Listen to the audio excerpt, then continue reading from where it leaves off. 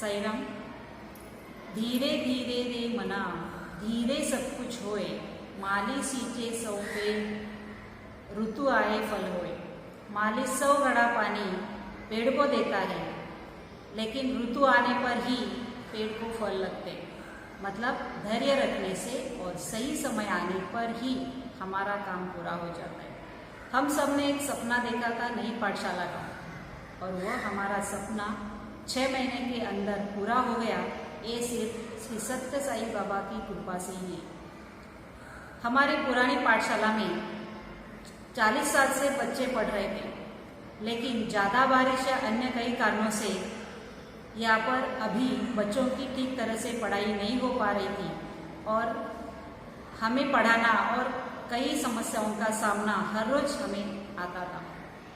लेकिन आज सत्य साई की कृपा से हम इस नई पाठशाला में हमारे बच्चे नई ऊर्जा के साथ नए तरीके से पढ़ते हैं और हम भी उन्हें पढ़ाते हैं। हमारी पाठशाला का आज का वातावरण बहुत प्रसन्न है और बच्चे भी नए जोश से उत्साह से पढ़ते हैं। पहले हम हमेशा सोचते रहते थे कि हमारे गांव के बच्चों को अच्छी पाठशाला, हर तरह की सुविधाएं मिलेगी या नहीं मिलेगी। क्या कोई ऐसा नहीं है जो हमारी पाठशाला को अच्छा बनाएगा। आज हम देखते हैं कि श्री सत्य साई बाबा की कृपा से हमारे गांव के बच्चों को एक अच्छी पाठशाला मिली, हर तरह की सुविधाएं मिली।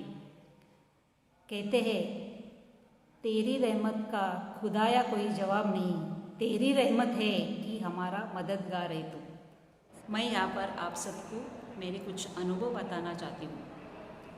पाठशाला जब हम बनाने जा रहे थे, तब मैदान में बहुत सारा स्टील, लकड़ियाँ, काफ़ी सामान पड़ा हुआ था, और उस समय पुरानी पाठशाला के कुछ कमरे गिरा दिए गए थे और बच्चे इकट्ठा बैठते थे। खाने की जो आधे घंटे की छुट्टी रहती थी, उसमें बच्चे मैदान में खेलने के लिए आते थे, और हमेशा यहाँ से वहाँ आते जाते बिना चप्पल के कभी ऐसा नहीं हुआ कि वो कोई नुकीली चीज़ उनके पैर में चुभ गई और खून निकल आया, या कोई बच्चा गिर पड़ा है, ऐसा कभी नहीं हुआ। मतलब श्री सत्य साई बाबा की कृपा से उन्होंने हमारे बच्चों का रक्षण किया। बाबा ने कहा है, जैसे आप भगवान के करीब है, वैसे ही भगवान आपके करीब है। मैं आपको मेरा दूसरा अनुभव यहाँ पर बताना चाहूँगी। पाठशाला का काम, बहुत सारा काम पूरा हो चुका था। कुछ ही दिनों में उद्घाटन समारोह भी होने वाला था। उसी दिन हम सभी बच्चों को, सभी डिवीज़न के बच्चों को इकट्ठा एक ही क्लास में बिठाया करते थे, जगह की कमी के कारण। इसलिए शायद उसी समय दोनों बच्चों का झगड़ा हुआ। बात छोटी सी थी, और इस छोटी सी बात में उन दोनों में जो झगड़ा हुआ, अध्यापकों ने उन्हें समझाया, बच्चे समझ भी गए और घर चले गए। लेकिन दूसरे दिन उनके 2 लड़कों के पिताजी के अंदर शायद कोई गलत फहमी के कारण फिर से वह झगड़ा चालू हो गया। हमारे पाठशाला के सभी अध्यापक उनके घर उन्हें समझाने के लिए चले गए। पाठशाला में बाकी के क्लास के सभी बच्चे थे, मैं यहाँ पर अकेली थी और 2 कर्मचारी और यहाँ पर मौजूद थे। उस समय मुझे ऐसे लगा कि इतना ज्ञान मंदिर बनाने का पवित्र कार्य यहाँ पर चल रहा है, तो ऐसी घटना मेरे लिए या हमारी पाठशाला के लिए मुझे अच्छी नहीं लग रही थी। इसलिए उस समय थोड़ी मैं डर भी गई थी।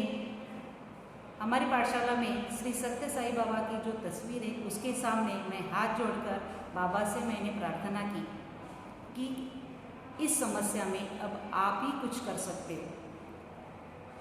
हाथ जोड़कर प्रार्थना करने के बाद मैं बैठ गई। फिर बाबा का ही नाम लेकर वहाँ पर मैं सोच रही थी कि कुछ तो करो।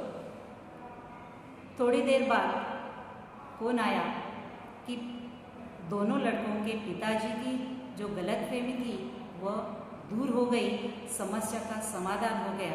मैं फिर से बाबा के सामने हाथ जोड़कर प्रार्थना की कि आप ही हमें इस तरह की शक्ति, समस्याओं को निपटाने की, मुसीबत से पार करने के लिए रास्ता दिखाने की शक्ति हमेशा आप हमें देते रहिए।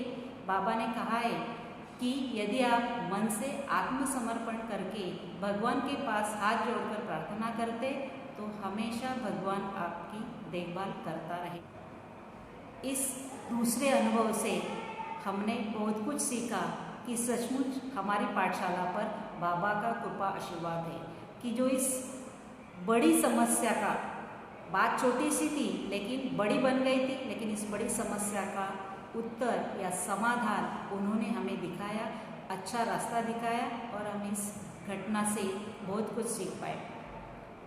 आज जब हम इस नई पाठशाला के प्रवेश द्वार से प्रवेश करते हैं, बाबा की तस्वीर हमेशा सामने रहती है। हमारे बच्चे, हमारे अध्यापक नई ऊर्जा के साथ इस पाठशाला में प्रवेश करते, तो जब क्लास में बच्चे बैठते तो वे भी अच्छी तरीके से अध्ययन करते। हम अध्यापक भी पाठशाला में, क्लास में अच्छी तरीके से उन्हें पढ़ाते। इसके परिणाम स्वरूप पिछले साल का और इस साल का हमारा एसएससी का रिजल्ट 100% लगा। इस साल कोरोना की बीमारी से बच्चे ठीक तरह से पढ़ नहीं पाए, लेकिन हमारे अध्यापकों ने उन्हें पढ़ने की सबसे ज़्यादा कोशिश की, तभी तो हमारे 40 साल का एसएससी का रिज़ल्ट का जो रिकॉर्ड है वो आज इस साल की एक लड़की ने तोड़ा। उसे 96% एसएससी में मिले।